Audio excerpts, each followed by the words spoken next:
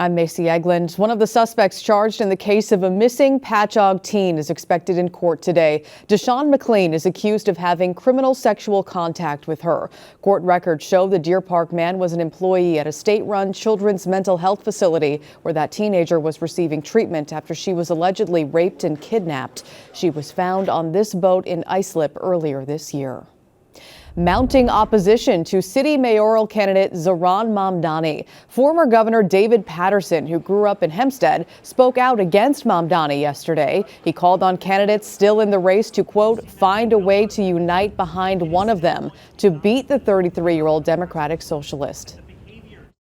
It's a job for someone that can make a plan work, and it's got to be someone who's going to consider all people in the city. Mamdani won last month's primary by significant margins. Thousands of Long Island children will start getting free meals. More than 71,000 kids can pick up food at parks, pools, libraries, and camps this month as part of the state's summer food service program. That program extends into the school year. A major revamp at Applebee's restaurants across the island. Remodeling is complete here in East Islip and Lindenhurst with new lighting, flooring, and furniture. Renovations will be done in Baldwin, Farmingdale, and Valley Stream by the end of the year. Construction on Patchogue's first hotel in decades could begin this year. Last month, the Village Planning Board approved a plan to build Tempo by Hilton on the site of a shuttered bowling alley. And upgrades at Halesite Marina Park are almost complete. Improvements include a $3.5 million bulkhead project, rain gardens, and more parking. Work is set to wrap up at the end of this month. Let's talk about your forecast now on this Tuesday. A dry and hot start to the day. We do have a chance for rain and potentially thunderstorms as you leave work, though, so some changes. Let's take a look outside right now. Some pretty hazy skies this morning at Ponquag Beach and Hampton Bays, but a great place to be today, that's for sure. There is a heat advisory in effect until 8 o'clock tonight, as well as an air quality alert and a flood watch. Temps today in the upper 80s and 90s in most places, but it will feel more like the high 90s with that humidity. As you can see on the Futurecast here, rain chances increase this afternoon and evening. Some may be heavy at times. There is a chance for showers that kind of linger on and off tomorrow as well. That wet weather sticks around with us for later on this week as well. Let's take a look at that 7-day forecast. Yeah, some rain chances on Thursday, but right now Friday, Saturday, and Sunday are looking really good. The start of next week, we could see some more rain.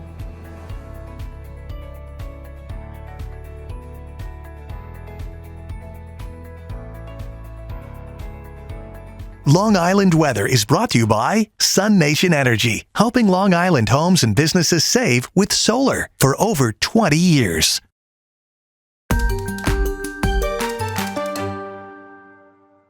It's being called an environmental success story. Once on the brink of extinction, the Osprey is making a comeback, thanks in part to the hands-on work of wildlife conservation agencies and volunteers. Ospreys were at critically low numbers in the 1970s when DDT poisoning almost wiped them out. The pesticide, which was sprayed on coastal marshes to kill mosquitoes, also resulted in the thinning of osprey eggshells, which prevented eggs from hatching.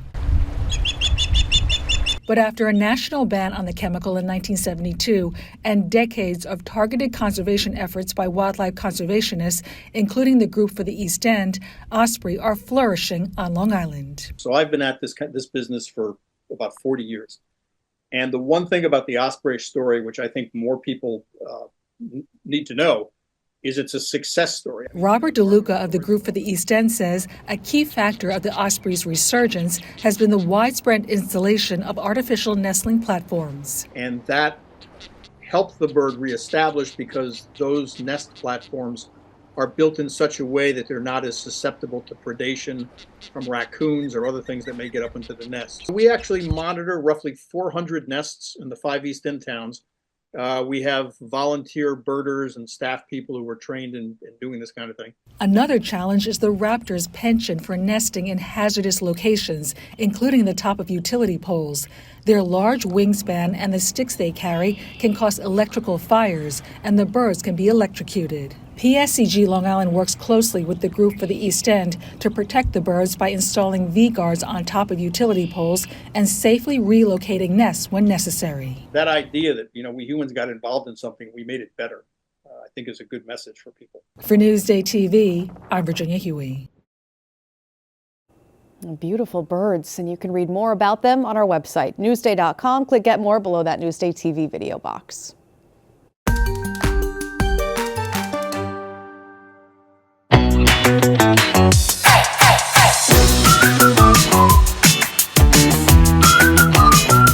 Grab your appetite.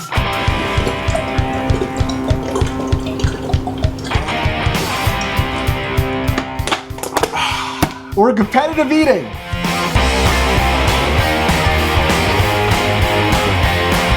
I want you to meet a man who needs no introduction if you've ever watched competitive eating competitions. What's good, folks? My name is Eric Badlands Booker. I'm a competitive eater, been doing that for 25 years. I also do chugging, and I'm on a mission to chug the world, one bottle at a time. Eric Badlands Booker has been winning eating and chugging contests since 1997.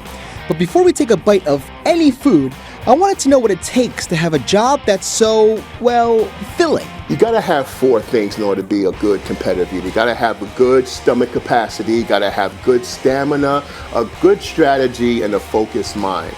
Booker says, like stomachs, nowadays aspiring eaters have to be flexible because they'll have to travel, train, and in most cases, even be their own multimedia content creator. Social media is basically just, doing what you do, doing what you love, but you have to be tangible to your audience. When he's not shining on stages around the world, he's in his Selden kitchen, creating videos on his YouTube channel and also spending time preparing for the next showdown. You must evolve in competitive eating just like in any sport, things change, time change, It's like back in the day, if you ate 20 hot dogs and you can win a contest, but now 20 is just the beginning. Little did he know his next contest is about to begin.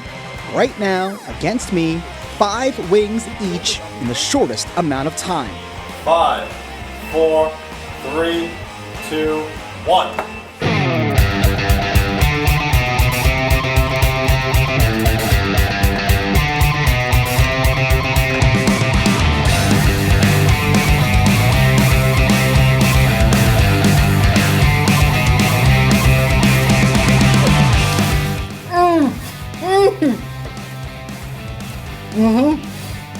That's good. Wow. I might have lost, but hey, I'm dealing with a professional. There's a 2-bite method for where you just go. 1 bite, 2 bite, and you're done. A professional who takes his job seriously, even when nerves try to take control. Did you ever get scared? Oh yeah. I am frightened every time I'm up there. Because this fulfilling job is not done not only for himself, but for his family, his adoring fans, and also for the sport itself. We're all just regular people, and at the time of a competition, we all suit up like the Avengers.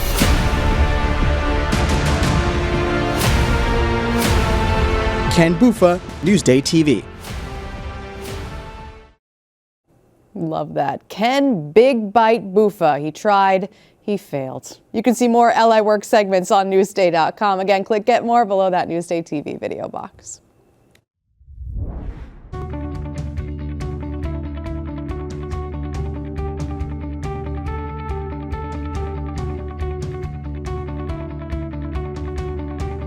Only in Newsday.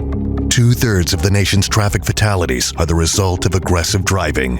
Newsday investigates this rising trend. The number 1 complaint that we get is reckless driving. Its connection with fatalities and serious crashes. I don't want to hear that he made a mistake. He killed my daughter and 2 other children. And what can be done to stop it. When there's a police officer, people just naturally slow down. Dangerous roads, aggressive driving. A Newsday investigation. Now available at newsday.com/dangerousroads.